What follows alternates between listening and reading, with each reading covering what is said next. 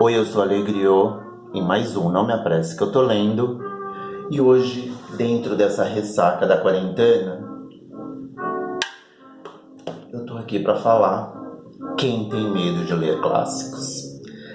Bom, hoje eu queria falar sobre livros clássicos, pra gente passar aí, preencher esse período da quarentena, se ocupando talvez desse gênero. Não sei nem se é um gênero literário, acho que clássico é clássico. Eu andei dando uma pesquisada aqui no que seria clássico, qual que seria a definição de clássico. Fiz algumas anotações, estudei um pouquinho para parecer um pouquinho mais inteligente. Vamos ver no que vai dar esse vídeo, vamos ver se eu vou dar conta disso. Então, clássico é em geral um livro que representa o período em que foi escrito e que atravessa gerações sem perder o seu valor. Eu fiquei pensando que também o clássico, ele é um jeito de olhar, assim, ele tem uma atmosfera, uma sensibilidade de captar questões que dialogam comigo, que dialogaram com os meus pais lá atrás, meus avós, por que não, e que vão dialogar com gerações posteriores.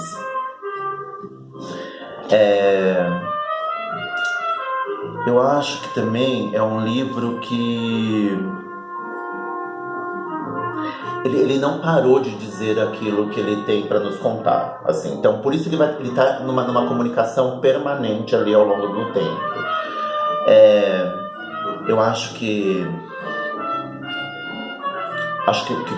uns exemplos óbvios disso, por exemplo, que a gente pode achar que é pop, mas quando a gente pega o Rei Leão, que é baseado, que tem muito de Shakespeare, ou o próprio Fantasia, né, que virou um clássico Disney, mas que está imbuído de clássicos, né, de música clássica. Uma série que as pessoas adoram, Game of Thrones, que tem muito de Macbeth. E aí eu acho que então o clássico é aquele que tem temas universais, que comunicam com todo mundo. Então que vai falar de amor, de tristeza, da luta do bem contra o mal,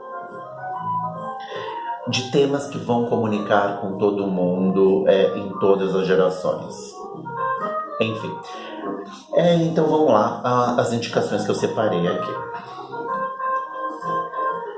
Quando a gente fala em clássico, a gente geralmente pensa que são esses livros gigantescos, e geralmente são mesmo. E eu queria começar com Don Quixote, do Miguel de Cervantes. Don Quixote foi escrito ali em 1602. O Cervantes estava preso enquanto ele começou a escrever Don Quixote. Não se sabe porquê, talvez por causa de uma briga de bar. Mas ele começou a escrever o Don Quixote sem grandes pretensões. Ele queria que fosse uma história curta, de um herói que está voltando para sua casa. Mas aí, ao longo do tempo, ele foi conhecendo pessoas, vivendo situações, e o Don Quixote se tornou uma obra extensa e clássica. O Don Quixote, na verdade, é a história de um fidalgo, tido como louco, e que tem um companheiro ali, o Sancho Panza, que é engraçado porque o Sancho Panza, ele é o contraponto do que seria o Don Quixote, né? Ele está muito mais calcado numa realidade racional. E aí eles vão vivendo aventuras, tem muitas partes engraçadas no Don Quixote, mas eles vão vivendo algumas aventuras. Ele está muito focado ali em resolver as injustiças do mundo que ele vai encontrando pelo caminho. Na procura ou na busca do seu grande amor, Dulcinea. E o Don Quixote tem uma questão que é assim, ele está focado nas virtudes humanas, né? Nas questões de esperança mesmo, de dignidade. E é engraçado porque essas questões estão muito focadas na visão de alguém que seria louco. Então é interessante a gente pensar isso nessa sociedade, né? Então talvez que o louco seja muito mais humano do que as pessoas racionais. O Miguel de Cervantes, ele morre ali em 1616. no dia 23 de abril, e a curiosidade é que o Shakespeare morre no mesmo dia.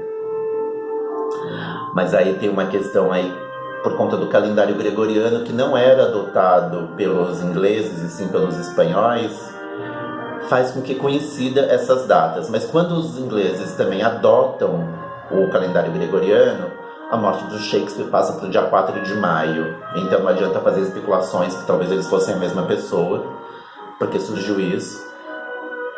O Cervantes ele não fez muito sucesso ali durante a sua carreira de escritor.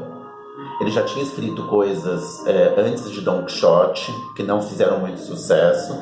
Ele tinha ali um rival importante nas letras, que era o Lope de Vega, que era um escritor da dramaturgia, que era muito apreciado, né, no momento, nessa época, né?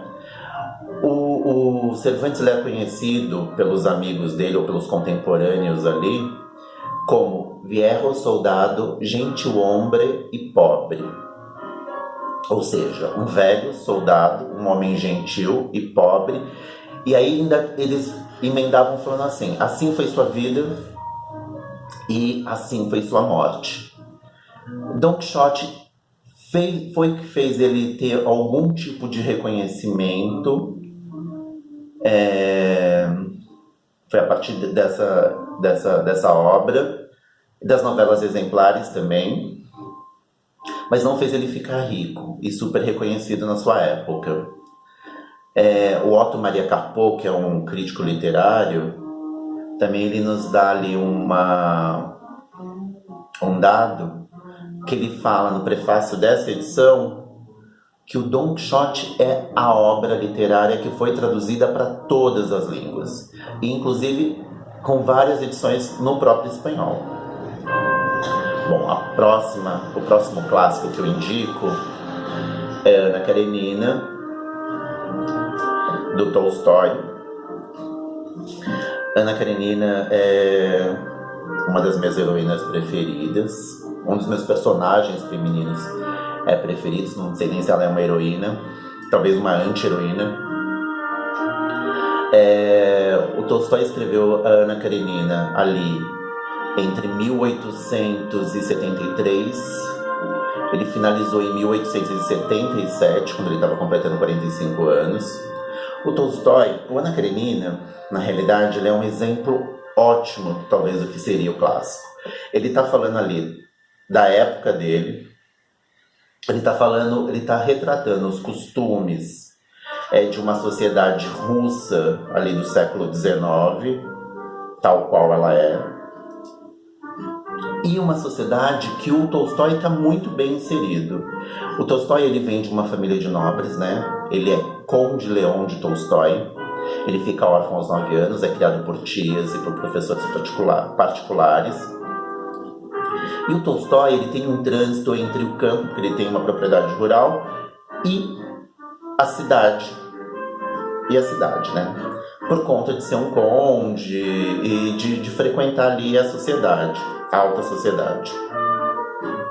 Ana Karenina está tratando exatamente dessas questões. Então ele está falando do trânsito desses personagens entre a sociedade rural e urbana. Ana Karenina já foi muitas vezes filmada, mas quando a gente lê o livro a gente percebe que Ana não é o personagem principal desse livro, tem outros personagens tão importantes quanto ela. E Ana Karenina também, o título é interessante porque foi um título dado porque estava muito na moda ter nome de mulheres nos títulos de livros. A história é uma história de amor, ali um tema universal, mas é uma história de um amor proibido. Então Ana, que vem de uma família ali tradicional, rica, casada com um homem rico, importante da sociedade, se apaixona por um homem mais jovem e abandona o seu casamento estável, seu filho, para viver esse amor. Pensa isso no século XIX. Todas as questões, todos os preconceitos, toda a moral jogada em cima de uma mulher que resolve, então, viver o seu amor. Se em 1950, que no século XX, uma mulher divorciada já era mal vista, no século XIX ela era execrada. Então ali vai ter as mágoas, as frustrações, as perseguições e a tragédia. Tem uma frase muito importante e conhecida desse livro, que é como Tolstói começa o livro, que ele fala assim, e que isso dá bem o tom do que é um clássico. Todas as famílias felizes se parecem. Cada família infeliz é infeliz à sua maneira. Eu acho que o Tolstói está tratando do mundo e, como eu disse, ele poderia ser algo que comunica com a minha avó, que comunica com meus pais, que comunica comigo e que vai comunicar com gerações posteriores. Bom, o próximo é um que eu adoro. Tem 2 volumes a minha edição. Essa capa antiga, dura. Moby Dick, do Herman Melville. Moby Dick foi escrita em 1851. É um livro interessante porque é a história ali da luta de uma baleia branca com um capitão de um navio que chama Pecot. Mas o que tem dentro de Moby Dick? O Herman Melville, ele basicamente está retratando uma realidade, a própria realidade dele. Então, aos 19 anos, ele vai trabalhar no navio pesqueiro com o irmão, baleeiro, né? O Moby Dick, ele tem um tratado, peraí que eu anotei até aqui, deixa eu até dar uma olhada. Ele tem um estudo minucioso da técnica baleeira.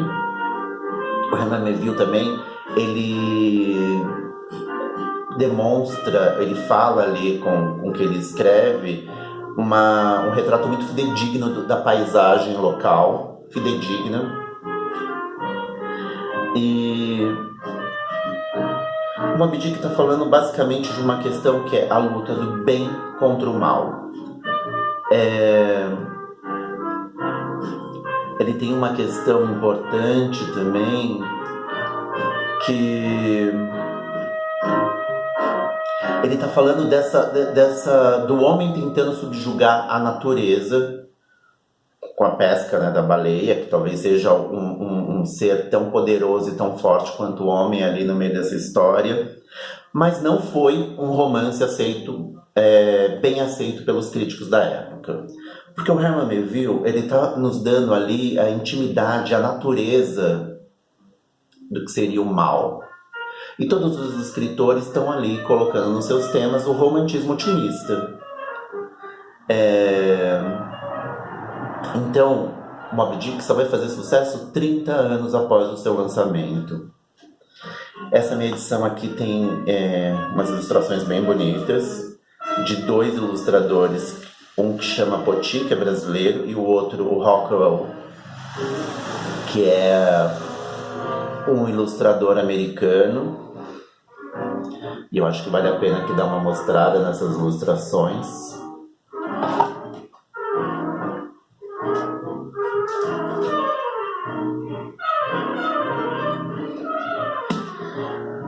É um livro que vai falar então ali dos sentimentos talvez mais profundos e mais íntimos, e dessa imersão mesmo na natureza. Bom, o próximo é A Peste do Camus. Eu acho que é um livro extremamente oportuno para aquilo que a gente está vivendo agora, para a quarentena que a gente está vivendo agora, para a epidemia que a gente está vivendo agora, porque a peste, ela vai tratar exatamente de um momento que é muito semelhante ao nosso nesse instante. Ele foi publicado em 1947, Oran, é uma cidade da Argélia, ali pertinho da França. E como a história começa? Começa com a morte de milhões de ratos, o que já dá indício que está acontecendo alguma coisa errada nessa cidade. É o início de uma peste que está chegando na cidade. E o que essa peste ocasiona ali nessa região? Segregação, exílio, né? É uma quarentena. Tem um lance importante que ele fala também, que as pessoas, elas recorrem muito à figura de Deus, né?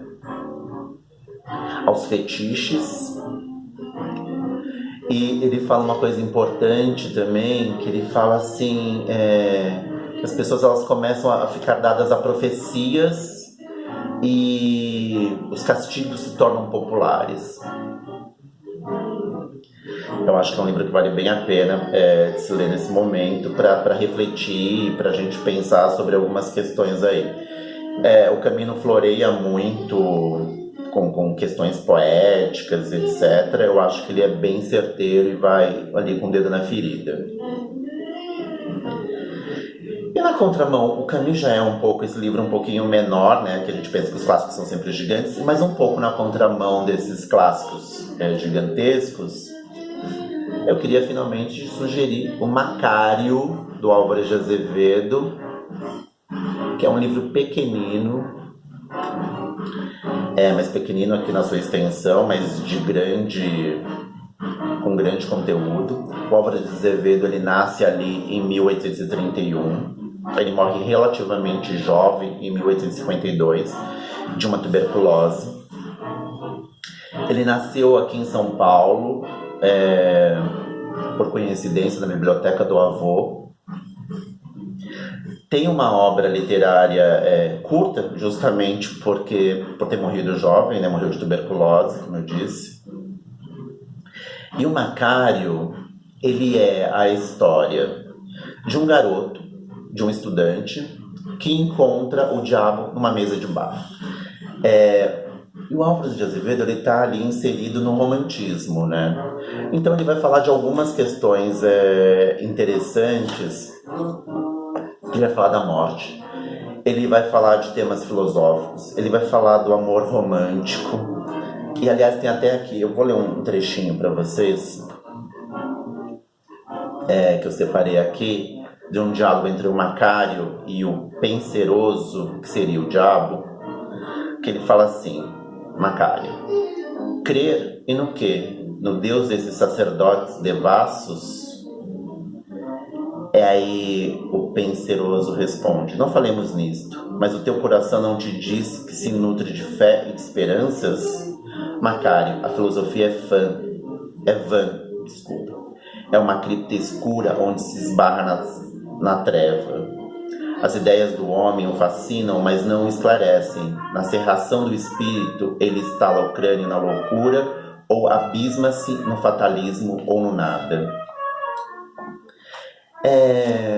Bom, então essas são as minhas dicas de clássicos para nossa quarentena. E o que eu queria só finalizar falando que o clássico nos diz tudo o que está posto na vida. Aliás, eu vou finalizar com uma frase com uma questão que é trazida pelo Roland Barthes, o filósofo, e que ele fala assim, ele está falando do prazer de ler os clássicos. E aí ele tem um trechinho no livro, num artigo que justamente é esse nome, O Prazer dos Clássicos, que ele fala assim: estabelece-se entre mim, leitor, e o escritor, uma espécie de cumplicidade lisonjeira. Sinto-me escolhido, o artista me descobre, canta minha dor, canta minha alegria, minha curiosidade, e canta bem. Ele viu tudo, sentiu tudo, e mais outras coisas que eu não via e nem sentia. Eu acho que talvez a função do clássico seja essa, talvez dar nome ou nomear ou esclarecer coisas que talvez a gente até saiba, mas que a gente não conseguiu elaborar em palavras, talvez por conta de vivência, ou por conta de vivência, enfim. E é isso, boa leitura.